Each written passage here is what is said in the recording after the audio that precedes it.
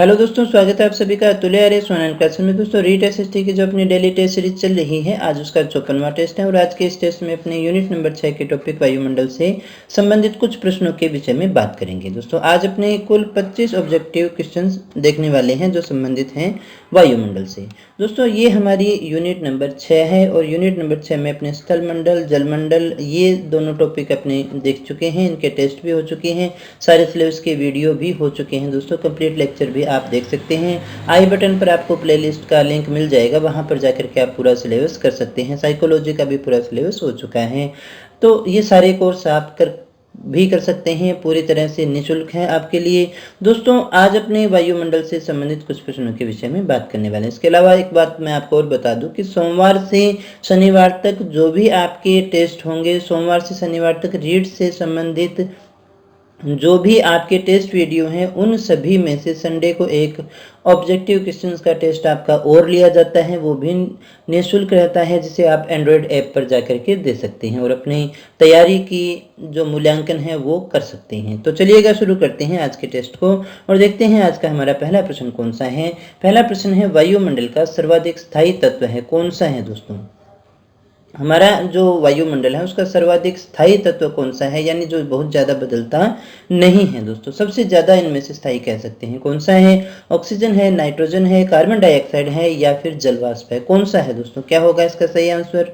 तो इसका जो सही आंसर है वो है हमारा जलवाष्प। जलवाष्प जो है हमारे वायुमंडल का सर्वाधिक स्थायी तत्व माना जाता है। आज जो क्वेश्चन है वो अपने इसी टाइप के हैं, सारे के सारे फैक्चुअल हैं। वायुमंडल के संदर्भ में निम्न कथनों में से कौन सा एक सही है? ये 4 कथन हैं हमारे पास में और हमें बताना है इनमें से कौन सा एक सही है। वायुमंडल की निश्चित ऊपरी सीमाएं होती है परंतु धीरे धीरे विरल होता जाता है जब तक कि अनवगम्य न हो जाए। वायुमंडल की कोई निश्चित ऊपरी सीमाएं नहीं है परंतु यह धीरे धीरे विरल होता जाता है जब तक कि यह अनवगम्य न हो जाए। वायुमंडल की निश्चित ऊपरी सीमाएं होती है परंतु यह धीरे धीरे घना होता जाता है जब तक कि अनवगम्य न हो जाए। वायुमंडल की निश्चित ऊपरी सीमाएं नहीं होती है परंतु यह धीरे धीरे घना होता जाता है जब तक कि यह अनवगम्य न हो जाए। दोस्तों क्या होगा इसका सही आंसर? आपने ऑप्शन अच्छे से देख लिए होंगे। तो दोस्तों इसमें से जो सबसे सही है, कौन सा कथन सही है, तो वो है हमारा नंबर 2। वायुमंडल की कोई भी निश्चित ऊपरी सीमाएं नहीं है, हम उसके बॉर्डर लाइन नहीं खींचते हैं और धीरे धीरे जैसे जैसे ऊपर जाते हैं तो वो विरल होता चला जाता है। दोस्तों बात करें अगले प्रश्न की। अगला हमारा प्रश्न है, निम्न में से कौन सा कथन असत्य है? हमें इनमें से असत्य कथन को छांटना है। वायुमंडल की ऊपरी सीमा 10,000 किलोमीटर की ऊंचाई तक है। वायुमंडल का 50% भाग 5.6 किलोमीटर की ऊंचाई तक सीमित है। ऊंचाई में वृद्धि के साथ साथ जलवाष्प की मात्रा में वृद्धि होती जाती है। वायुमंडल के निचले स्तर में भारी गैस और ऊपरी स्तर में हल्की गैसों की प्रधानता होती है। दोस्तों क्या होगा इसका सही आंसर? देखिएगा दोस्तों, इसका जो सही आंसर है वो है नंबर 3। ऊंचाई के साथ साथ जलवाष्प की मात्रा में वृद्धि नहीं होती है दोस्तों, कमी होती है। तो ये हमारा सही आंसर होगा, यानी ये कथन हमारा गलत है। ऊपरी सीमा लगभग अपने इतना कह सकते हैं, पिछले क्वेश्चन में भी हमने बात की थी, निश्चित नहीं है दोस्तों, लेकिन फिर भी लगभग कहें तो यहाँ तक अपने मान सकते हैं, जिसका 50% भाग जो है वो 5.6 किलोमीटर की ऊंचाई तक सीमित रह जाता है। निचले भाग में भारी गैसें हैं और ऊपरी स्तर पर हल्की गैसें रहती हैं दोस्तों। तो दोस्तों बात करते हैं अगले प्रश्न की। चौथा हमारा प्रश्न है, किस ऋतु में क्षोभ मंडल की ऊंचाई में वृद्धि हो जाती है? कौन सी ऋतु में हो जाती है? शीत में हो जाती है, ग्रीष्म में हो जाती है, वर्षा में हो जाती है, इनमें से कोई नहीं। क्षोभ मंडल की ऊंचाई बढ़ जाएगी, कब बढ़ जाएगी दोस्तों? थोड़ा सा लॉजिकल क्वेश्चन है, अगर आप थोड़ा सा इसमें अपनी तार्किक क्षमता का यूज करेंगे तो सही हो जाएगा। दोस्तों इसका सही आंसर है हमारा ग्रीष्म ऋतु, क्योंकि हवाएं फैल जाती हैं गर्म होकर के, इसलिए उसकी ऊंचाई थोड़ी बढ़ जाती है दोस्तों। तो ग्रीष्म ऋतु हमारा सही आंसर होगा। बात करते हैं अगले प्रश्न की। 5वां जो हमारा प्रश्न है, क्षोभ मंडल और समताप मंडल के मध्य स्थित जो संक्रमण क्षेत्र है उसे हम क्या कहते हैं? क्षोभ सीमा, समताप सीमा, मध्य सीमा या फिर बाह्य सीमा? क्षोभ मंडल और समताप मंडल के बीच में जो संक्रमण क्षेत्र है उसे हम क्या कहेंगे? तो दोस्तों इसका जो सही आंसर है वो है हमारा क्षोभ सीमा। क्षोभ सीमा कहते हैं क्षोभ मंडल और समताप मंडल के बीच में। बात करें अगले प्रश्न की। पृथ्वी के वायुमंडल का सर्वाधिक घनत्व कहाँ पर होता है? कौन से मंडल में सर्वाधिक घनत्व है वायुमंडल का? क्या वो क्षोभ मंडल में है, क्या समताप मंडल में है, मध्य में है या फिर आयन मंडल में? कौन से में दोस्तों? वायुमंडल का सर्वाधिक घनत्व जो है वो कहाँ पर है? तो दोस्तों इसका जो सही आंसर है वो है हमारा क्षोभमंडल। सबसे घना यहीं पर है, क्योंकि सबसे ज़्यादा गैसें यहीं पर है, सबसे ज़्यादा उतार चढ़ाव भी यहाँ पर ही होता है, क्योंकि यहाँ पर सर्वाधिक घनत्व मौजूद होता है। बात करें अगले प्रश्न की, परिवर्तन मंडल या क्षोभमंडल में तापमान का क्या होता है? ऊंचाई के साथ घटता है, ऊंचाई के साथ बढ़ता है, अपरिवर्तित रहता है, या पहले घटता है फिर बढ़ता है? दोस्तों क्या होता है? परिवर्तन मंडल यानी क्षोभ मंडल में तापमान के साथ में कौन सी क्रिया रहती है? तो दोस्तों इसका सही आंसर है हमारा 1 नंबर, यानी जैसे जैसे ऊंचाई पर जाएंगे तो तापमान कम होता चला जाता है। आपने देखा भी होगा, पहाड़ों पर जाते हैं, जैसे जैसे ऊंचाई पर जाते हैं तो तापमान क्या होगा, बढ़ता है या घटता है? तापमान घटता चला जाता है। तो यही हमारा सबसे सही आंसर होगा दोस्तों। बात करते हैं अगले प्रश्न की, समताप मंडल के संबंध में कौन सा कथन असत्य है? समताप मंडल के संबंध में निम्न में से असत्य कथन हमें बताना है। समताप मंडल का विस्तार 50 किलोमीटर की ऊंचाई तक है। समताप मंडल की सीमा आयन मंडल से मिलती है। इस मंडल में बादलों का अभाव पाया जाता है। इस मंडल में धूल कण और जलवाष्प की मात्रा काफ़ी कम होती है। ध्यान दीजिएगा, हमें यहाँ जो बताना है वो बताना है असत्य कथन कौन सा है। तो दोस्तों इसका सही आंसर होगा ये असत्य है। ये हमारा जो असत्य है, समताप मंडल की सीमा आयन मंडल से मिलती है, आयन मंडल से नहीं मिलती है दोस्तों। ये ठीक है, लगभग 50 किलोमीटर तक अपने मान लेते हैं, बादल इसमें नहीं होते हैं। धूल कण और जलवाष्प की मात्रा भी यहाँ पर काफ़ी कम होती जाती है दोस्तों। बात करें अगले प्रश्न की, वायुमंडल में ओजोन स्तर के अवक्षय का कारण कौन सा है? यानी ओजोन की जो परत है वो टूट रही है, उसका मुख्य कारण क्या है? सल्फर डाइऑक्साइड है, नाइट्रस ऑक्साइड है, कार्बन डाइऑक्साइड है, या फिर क्लोरोफ्लोरोकार्बन है? ओजोन परत के अवक्षय का कारण क्या है? ओजोन गैस के अवक्षय का कारण निम्न में से कौन सी गैस को मानती है? तो दोस्तों इसका जो सही आंसर है वो हमारा क्लोरोफ्लोरोकार्बन यानी कि CFC जिसे अपने कहते हैं, वही इसका मुख्य कारण माना जाता है। बात करते हैं 10वें प्रश्न की। 10वां प्रश्न है हमारा, वायुमंडल में कौन सा कारक एक कंबल की तरह काम करता है? एक कंबल की तरह काम करता है, वो ऑक्सीजन है, नाइट्रस ऑक्साइड है, जलवाष्प है, या फिर धूल कण है? दोस्तों कौन सा एक कारक है जो वायुमंडल में एक कंबल की तरह कार्य करता है? तो दोस्तों इसका सही आंसर है हमारा नंबर 3 यानी कि जलवाष्प।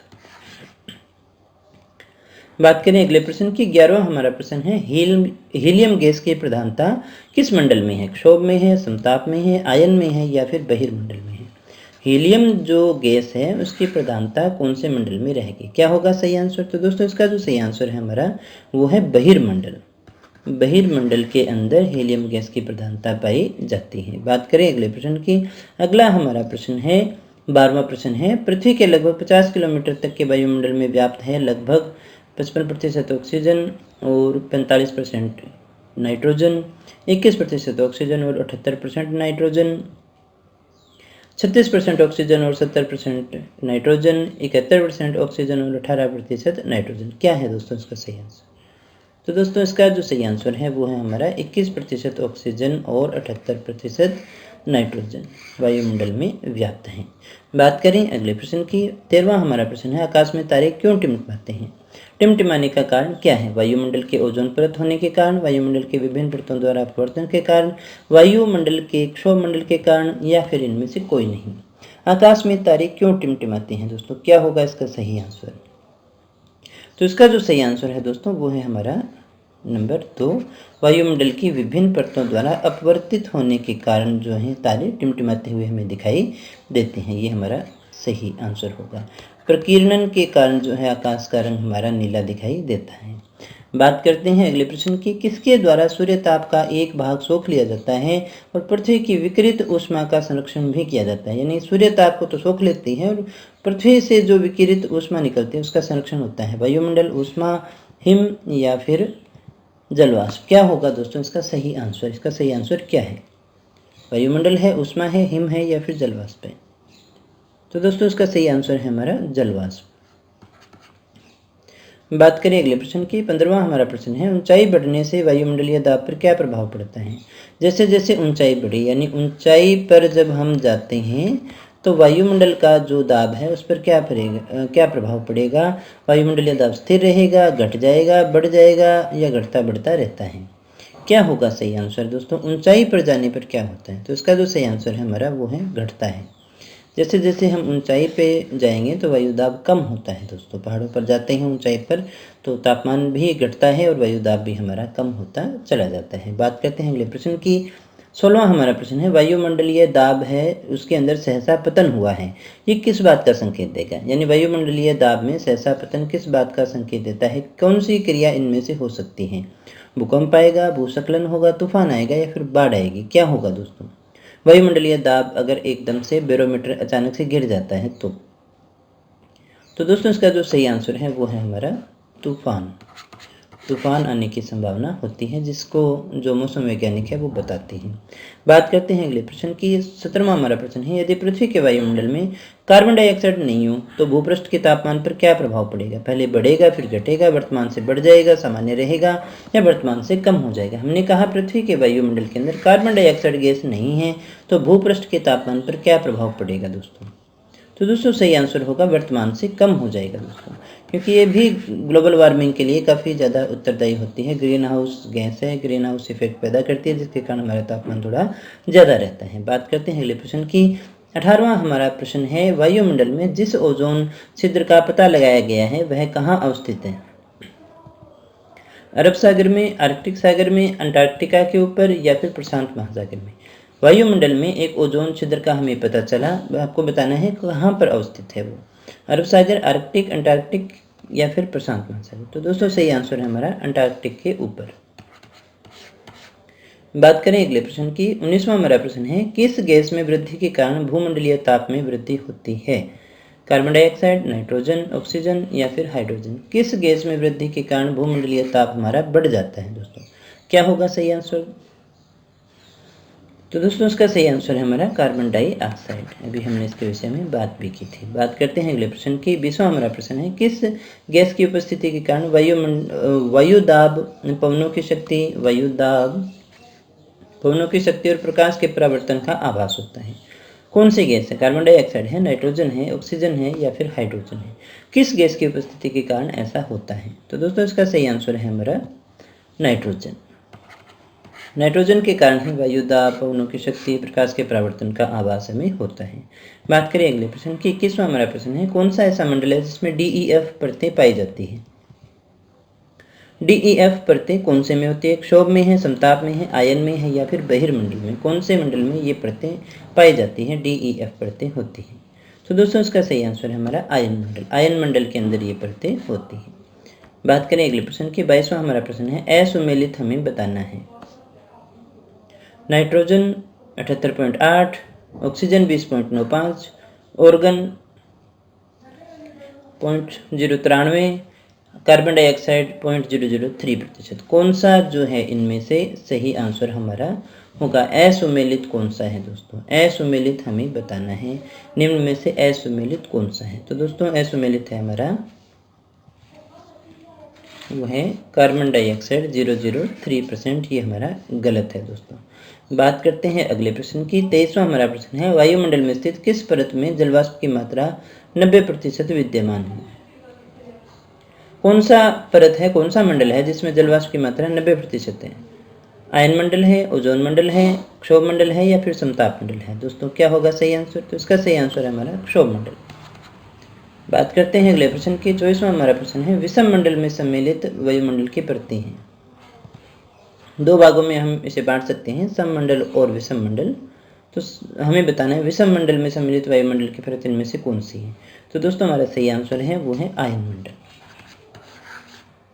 बात करें अगले प्रश्न की। 25वें प्रश्न की, जो आज का हमारा अंतिम प्रश्न है, निम्न में से कौन सी गैस जो है वो सौर विकिरण के लिए, सूर्य से जो विकिरण आते हैं उसके लिए पारदर्शी है, लेकिन पार्थिव विकिरण जो आई यहाँ पर सौर विकिरण, पृथ्वी से जो विकिरण निकली उसके लिए अपारदर्शी होती है? कौन सी है? कार्बन डाइऑक्साइड है, ऑर्गन है, नाइट्रोजन है या फिर ऑक्सीजन है? कौन सी गैस होती है दोस्तों इनमें से?